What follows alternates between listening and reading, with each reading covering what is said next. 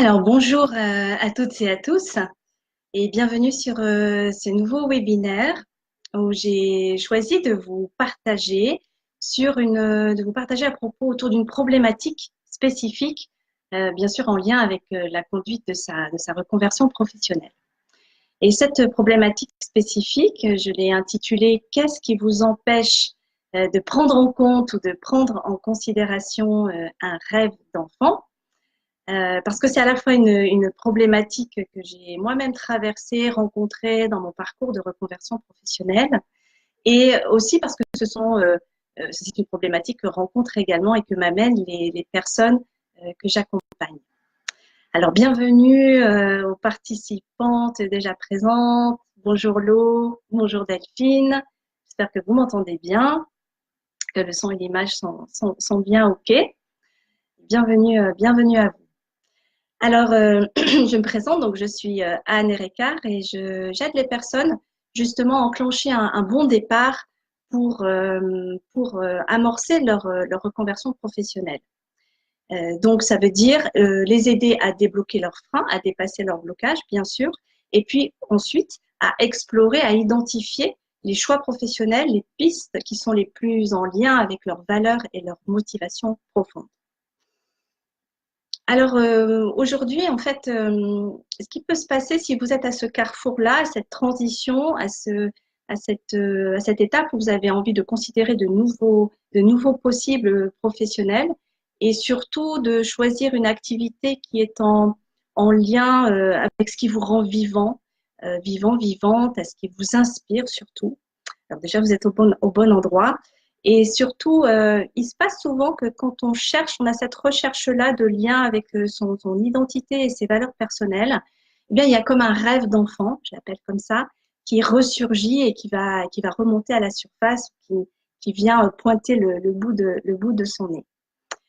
Parce que c'est assez naturel quand on repense à quelque chose qui nous anime et qui nous rend vivant, que ce soit relié parfois à une histoire de ce qu'on savait faire enfant, ce talent qui était sans enjeu et qui se présentait souvent du coup pour nous comme un jeu. Euh, et ça peut être difficile de le prendre en compte aujourd'hui dans notre réalité d'adulte. Parce que justement, c'est ce qu'on va voir, c'est que ce rêve d'enfant, il est attaché à une magie ou à une illusion ou à une déception. Et c'est compliqué d'aller le transposer dans une réalité d'adulte et surtout dans une réalité d'activité professionnelle.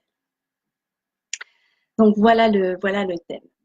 Ce que j'amènerais aussi, c'est que quand on est en train d'envisager, quand il y a un rêve d'enfant comme ça qui remonte à la surface, ça peut être lié à plusieurs états, parce que c'est très lié à différentes émotions. Ça peut être lié à un souvenir de quelque chose de très joyeux en nous, qui nous fait plaisir, parce que, vous savez, c'est ce qu'on savait faire petit avec joie, avec facilité, sans se poser de questions, sans personne n'ait d'attente dessus. Donc ça peut être très joyeux, très vivant. Mais ça peut aussi avoir un parfum de nostalgie parce que ça appartient au passé, parce que justement ça n'existe plus. Donc c'est loin et ça n'a plus de, ça a vécu, mais ça n'est plus. C'était notamment mon cas j'avais eu la chance de recevoir un cadeau d'une grand-mère maternelle que j'affectionnais tout particulièrement. Donc vraiment, c'est vraiment associé un souvenir très chaleureux, très affectueux. Et c'était un cadeau, un coffret de 6 figurines de marionnettes. Donc j'ai encore l'image de ces figurines devant moi quand je vous parle. Donc c'était 6 marionnettes dont j'ai ensuite j'ai créé un petit théâtre, j'ai créé une histoire de l'âge de 8 ans, 10 ans. Et donc c'était très, pour moi, quand ce rêve d'enfant est réapparu beaucoup plus tard, il avait gardé bien sûr quelque chose de joyeux, mais aussi un petit parfum de nostalgie qui n'existait plus. Donc ça, c'est une deuxième étape possible quand vous replongez ou quand vous faites revenir à la surface un rêve d'enfant. Et puis un autre état, alors ça peut être plus douloureux parce que c'est quelque chose qui a été étouffé ou qui n'a pas été écouté ou qui n'a pas été entendu ou qui n'a pas pu s'exprimer du fait de l'entourage, de l'éducation, de plein d'autres choses, ou que vous-même, vous vous êtes pas autorisé à exprimer. Donc, ça peut être aussi relié, ce rêve d'enfant, à une histoire voilà, moins confortable, on n'a pas forcément envie de revenir parce qu'il y a quelque chose comme si c'était cassé et que ça ne pouvait, un jouet qui ne pouvait plus, fonctionner. Alors, mettez-moi un petit mot si déjà à cette étape vous avez envie de, si déjà ce sujet évoque quelque chose pour vous, ou encore si vous avez un rêve d'enfant auquel vous êtes en train de cogiter sans pouvoir lui trouver une transformation dans votre réalité, dans une réalité professionnelle, ou qu'est-ce qui, j'ai l'habitude de dire, quelle est la petite histoire que vous vous racontez quand, vous repensez à ce rêve d'enfant. Les personnes qui viennent me voir, elles ont souvent l'habitude elles viennent en me disant, quand on explore les différentes pistes professionnelles, on revient aux ressources, aux talents, elles me disent oui, bah, moi, il y a quelque chose que je savais faire très facilement, mais voilà, et c'est souvent la suite de la phrase qui est intéressante, c'est le fameux mais. C'est ce que j'appelle la petite histoire qu'on peut se raconter autour de ce rêve d'enfant. Voilà, donc je vous laisse. Je sais qu'il y a un petit temps entre le live et puis entre le chat, donc n'hésitez pas, ou même m'écrire un petit commentaire sur ce que ça évoque pour vous, ce rêve d'enfant. Est-ce que c'est associé à quelque chose d'agréable, d'irréaliste, de magique ou de merveilleux. En tout cas, n'hésitez pas si vous avez envie de partager. Voilà, et je continuerai en attendant s'il y a des commentaires et des personnes qui ont envie de partager, c'est bienvenu. Et je continuerai en disant que voilà, ce qui peut se passer aussi, c'est que dans ces cas-là, quand on n'arrive pas, à croire à ce rêve. Ah oui, alors excusez-moi, je regarde l'eau qui nous dit, c'est peut-être très inconfortable de repenser à tout ça, oui, de s'autoriser à retourner dans cette pièce. Oui, tout à fait. Ouais, merci de ce partage. C'est pour ça que je le soulignais parce que souvent cette idée de rêve d'enfant, c'est pas simplement associé à un talent. On le regarde pas forcément froidement ou objectivement comme ah oui tiens c'est quelque chose que je savais faire ou je pourrais remettre au goût du jour ou que je pourrais exprimer aujourd'hui dans ma vie. Mais c'est qu'il y a la petite histoire qui est attachée derrière, il y a l'émotionnel qui est là et qui peut justement faire barrage. Alors soit accélérer, soit un peu contraindre, et c'est ce que je comprends dans ce que tu nous exprimes, Lo, merci.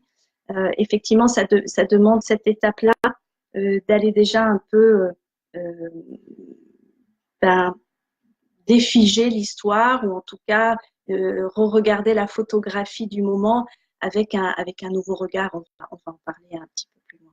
Et bienvenue à Eric qui nous rejoint également sur ce thème que je propose. C'est une problématique plutôt, hein, et c'est plus un partage auquel je vais vous inviter, qui est qu'est-ce qui nous empêche de rendre possible un rêve d'enfant? Qu'est-ce qui nous empêche de le considérer pour le remettre dans une trajectoire, dans notre ligne du temps d'adulte, quand ça vient beaucoup plus tard. Et je prendrai aussi mon exemple quand moi c'est à 8 ans hein, que j'ai rangé, je vous parlais de ces marionnettes, de tout ce que cet univers sucré qui était là, de magie et d'histoire que j'arrivais à raconter. J'ai rangé toutes ces marionnettes, les beaux théâtres dans des magnifiques boîtes archives que j'ai toujours, avec de belles étiquettes. Et c'est qu'à l'âge de 35 ans, donc après quasiment 10 ans d'activité professionnelle, que cette joie de jouer est revenue, que cette envie de raconter des histoires et d'aller les jouer aussi, de les exprimer aux autres est remontée. Donc voilà, il a fallu aussi faire une réactualisation entre ce à quoi était attaché ce rêve de 8 ans, un peu merveilleux mais un peu illusoire. Et puis voilà, à 35 ans, qu'est-ce que je peux faire de ça, de cette jolie image. Et merci Eric pour la bienvenue. C'est toujours agréable de voir les participants apparaître. Et Lo nous partage aussi que c'est aussi retourner dans une vulnérabilité d'enfant, oui, qui est difficile à prendre en compte en tant qu'adulte, qui doit avoir la tête sur les épaules. C'est très juste, Lo. merci, on va tout à fait en parler. C'est que justement, quand on est enfant, on a cette faculté de jouer, mais de jouer sérieusement. On fait ça avec un sérieux, un aplomb. Et quand on est adulte, on a un filtre qui est de tout prendre au sérieux. On a toutes ces notions d'engagement, de responsabilité, de réflexion. On n'a plus cette spontanéité ou cette vulnérabilité hein, qui peut être aussi à protéger.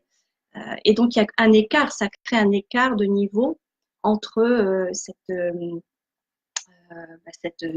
état d'enfant cet état d'enfant et cet état d'adulte qui a toutes ces nouvelles histoires et et tout son carcan et toute sa nouvelle grille de lecture que l'enfant, enfin, qu'enfant n'avait pas, en tout cas avec un talent, une aptitude ou un don. Voilà, donc c'est ce que je voulais exprimer. Eric, tu peux aussi poser un mot si tu as envie, soit sur le sujet, soit j'invitais à exprimer un rêve d'enfant qui peut faire sens là ou qui peut venir se réveiller quand on se retrouve à un carrefour professionnel et qu'on est surtout dans une démarche de vouloir vivre d'une activité qui nous remplit, qui nous rend vivants.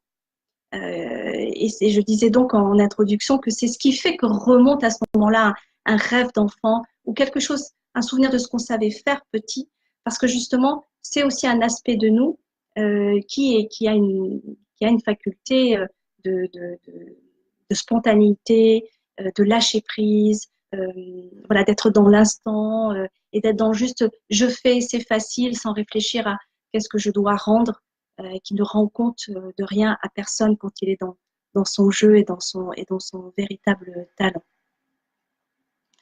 Voilà, donc n'hésitez pas pour ceux et celles qui arrivent à partager. Donc, Eric nous dit, je n'ai réellement trouvé ma voie professionnelle qu'à 42 ans.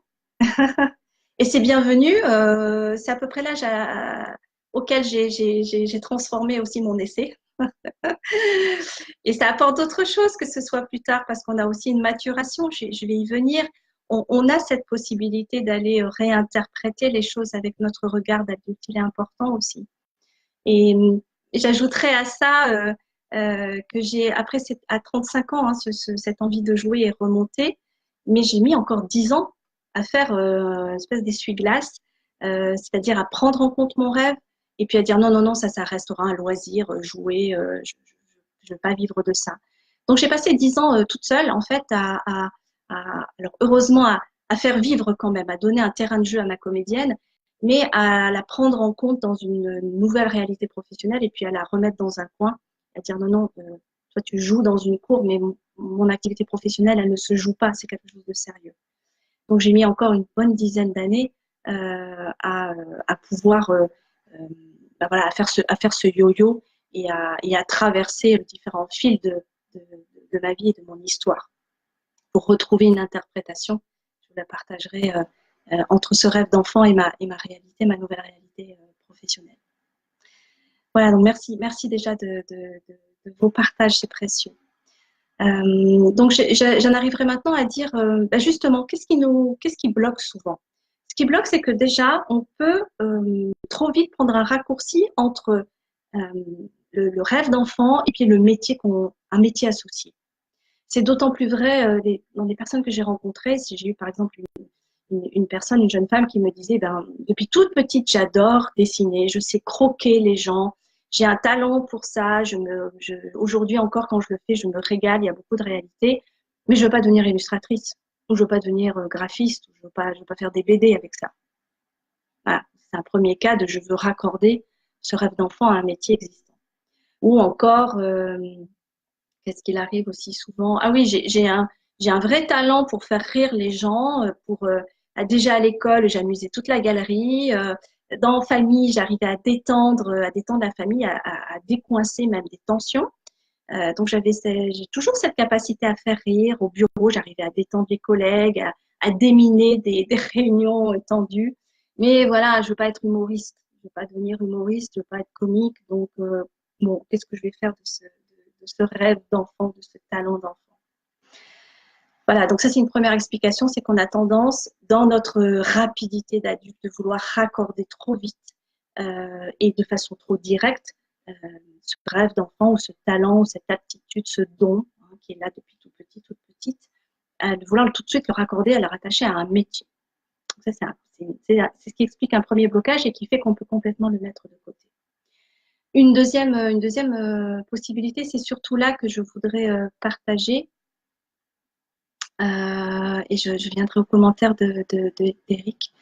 La deuxième chose qui se passe souvent, et c'est l'idée maîtresse que sur laquelle je voudrais vous faire réagir, c'est qu'on a gardé nos lunettes roses, on a gardé un regard d'enfant sur ce talent, sur cette aptitude, sur ce rêve d'enfant.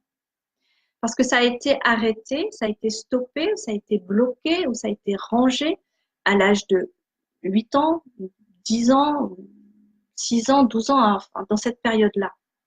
Donc, quand on reprend ça adulte, on n'a pas forcément défigé le fil de l'histoire. On a encore gardé l'empreinte de ces 6 ans, de ces 8 ans, de ces 10 ans. C'est pour ça que je parlais en début de ce webinaire de toutes les émotions qui sont attachées à ça. On a gardé je dis une couleur, une histoire, une empreinte. Et donc, on a toujours ce regard d'enfant. Et adulte, pour pouvoir transformer ça, on a besoin d'aller réactualiser ce regard. Parce que sinon, on reste... l'enfant qu'on était, il avait ce talent, mais il n'était pas capable de transformer ça à son âge dans une activité, un métier professionnel.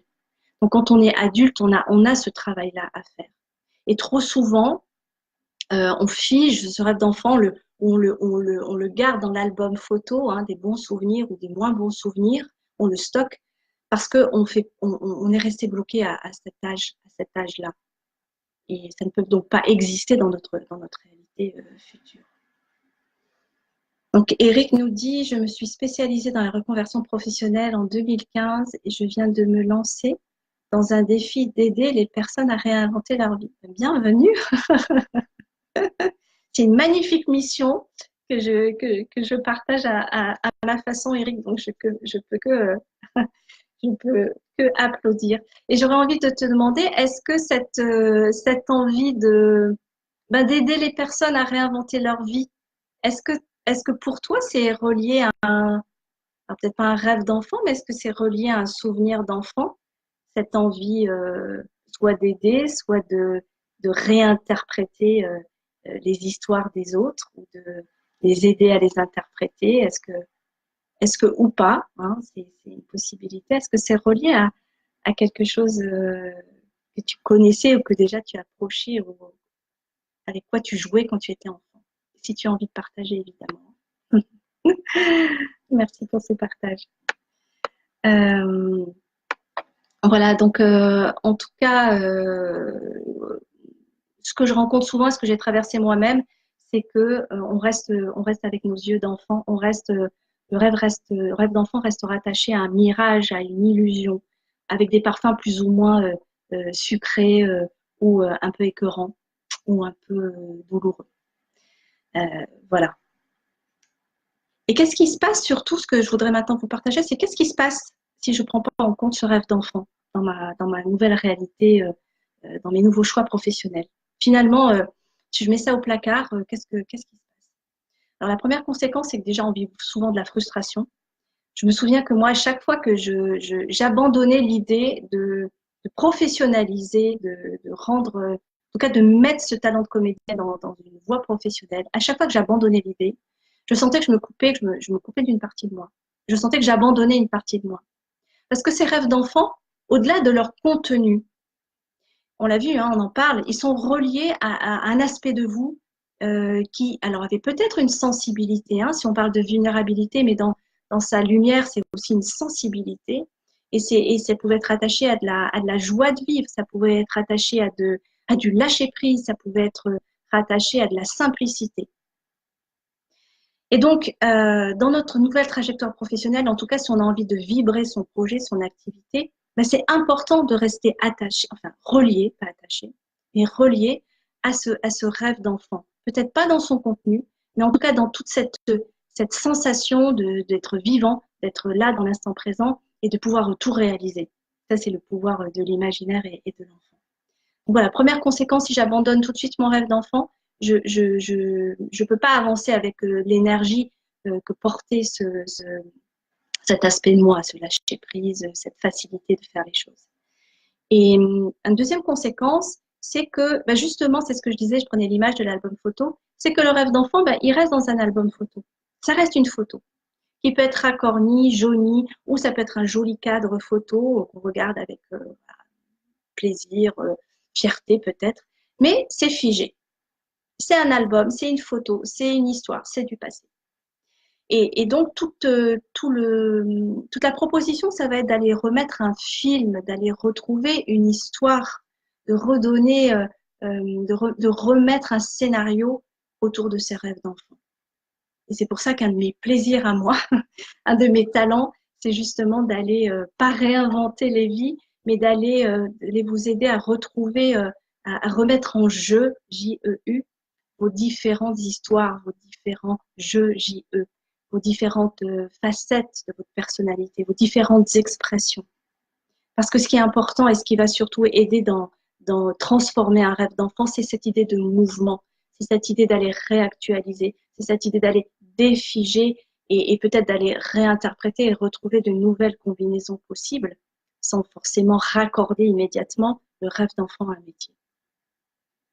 Donc voilà ce que je voulais déjà dire.